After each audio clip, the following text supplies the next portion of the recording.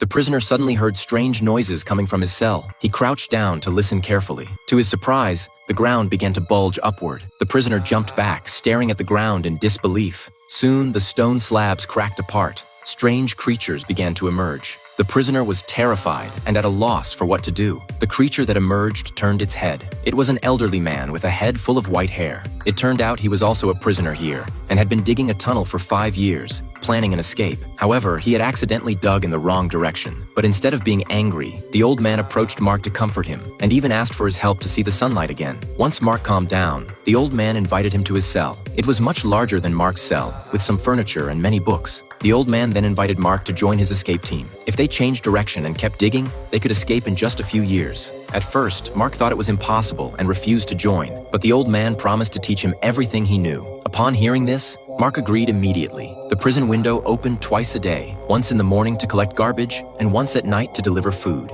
During the rest of the time, they could dig the tunnel freely. The old man used a knife to cut off a small strand of his hair, then used a stone to light it. Finally, he lit a homemade candle, crawled into the tunnel, and began digging. During their free time, he also taught Mark various skills. The only thing they had to be careful about was making sure the 2 points were correct, placing the tray at the window of the cell door. As long as the tray was in place, no one would look inside. This way, Mark not only learned a lot of knowledge, but also picked up martial arts skills. As they dug deeper, the old man finally made a new discovery one day. He carefully crawled forward and discovered that the dirt was made of plant roots. This meant they were very close to the surface. Both of them were thrilled. Mark quickly returned to get better tools, but unexpectedly, the tunnel began to collapse. He rushed to warn the old man to leave, but it was too late. The old man was buried under the falling rocks. Mark rescued him from the tunnel, but the old man was already dying, his lungs severely damaged. He knew his time was short and told Mark his secret. Under the books, there was a stone slab with a treasure map. He hoped Mark would go out and find the treasure,